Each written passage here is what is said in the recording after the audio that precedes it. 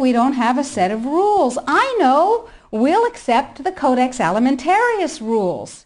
And all the members of the WTO worldwide will, get ready for an Orwellian term, harmonize with our standards, with the Codex standards. Harmonize. I suggest you capitalize the first 4 letters in your mind. So everybody's supposed to harmonize with Codex.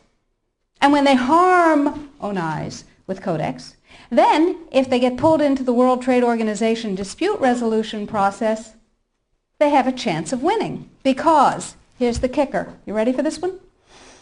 If 2 countries go into the World Trade Organization dispute resolution process, and one of them is Codex compliant, and one of them is not Codex compliant, the one that is Codex compliant automatically wins regardless of the merit of the case. People are using Codex compliance as a weapon in a much bigger economic battle. So, every country in the world is racing to do what? To become Codex compliant. So, in the United States, the situation is, okay, how do we become Codex compliant when we have laws that protect us? And you have to remember that Codex does not serve consumer well-being, does not serve health. It serves what I call the 5 bigs. Big Pharma, Big Chema, Big Biotechna, Big Agribiz, and Big Medica. Little you and little me are not served by Codex in the least. So before we go forward and talk about the rest of what has to happen, let's ask what Codex does. You probably all know about the vitamin and mineral guideline that was ratified on July 4th. You may not know that although it is said that Codex guidelines, regulations, and standards which have been ratified are voluntary, they are not voluntary. That is known as a lie. They are mandatory, but they are not fully mandatory until December 31st, 2009. They're sort of kind of a little bit mandatory now, and they're totally mandatory then. Okay, so what does Codex do? Why do I care enough about Codex to close my practice and stop treating patients who came to me from around the world to help them regain their health and be radiantly well with non-toxic means, which is a very satisfying thing to do. I love it. And it also provided me with an income. That was nice. Why am I concerned enough? Okay, let's talk about the vitamin and mineral guideline first. In 1994, here in the United States, DSHEA, the Dietary Supplements, Health and Education Act, was passed, which classifies nutrients and herbs as foods. As foods, you can set no upper limit on them. You cannot set an upper limit on lettuce, lamb, or rutabagas, and similarly, you cannot set an upper limit on vitamin C, echinacea, ginkgo biloba, vitamin D. And access to nutrients is freely given to us. We are allowed to have any nutrients we want because, and this is a very important point, under common law, anything not forbidden is permitted. Codex, on the other hand, is a Napoleonic Code law system.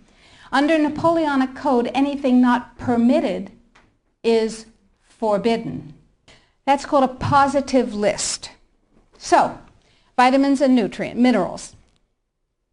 In 1994, we passed DSHEA. Nutrients are foods. We can have as much of them as we want. It's our business. In 1994, Codex, with no notice here in this country whatsoever, declared nutrients, put on your intellectual seatbelts, declared nutrients to be toxins. They're poisons. Dangerous industrial poisons. As poisons, we have to be protected from them. How do you protect somebody from a poison? You use toxicology. you use a science called risk assessment. A quick primer on risk assessment. First, you take the substance that's poisonous and you feed it to animals and you determine the dose that kills 50% of them. That's called the LD50. Okay? And you extrapolate what the LD50 for a human being might be. Then, you go down to the other end of the dosage range and you start feeding itty-bitty tiny bits of it to test animals. And you come up with the largest possible dose, the maximum permissible upper limit, that can be fed to an animal before a discernible impact is shown. Okay? No discernible impact. Then you divide that by 100. That's how they do it in risk assessment. And now you've got a safety margin. So you've got 1/100th of the dose that can be given, the largest dose that can be given with no discernible impact. Okay? Nutrients under Codex not only are limited to those nutrients on the positive list, and we anticipate there will be 18 of them, and they do not include CoQ10, glucosamine, chondroitin sulfate. They do include fluoride, which to my knowledge as a physician has absolutely no biological benefit whatsoever, but it does make people complacent.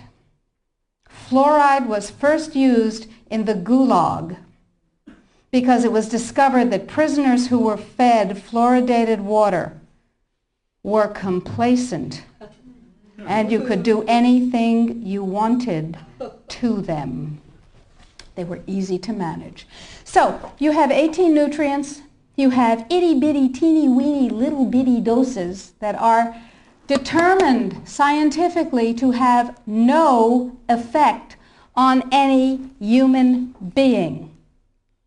Now, in this country, we have a problem. We have Déchet. We got to get rid of Déchet in order to harmonize with Codex. That part of Codex, anyway. So how do we get rid of Déchet? We attack it legislatively, of course. And there are 5, count them, 5 bills currently before Congress designed to overturn, gut, invalidate, and otherwise get rid of Déchet. Because once Déchet is gone, we can harmonize with a vitamin and mineral guideline. So what we're talking about is waking up one morning and being very surprised to find that high-potency, therapeutically effective, clinically significant nutrients are now illegal in the way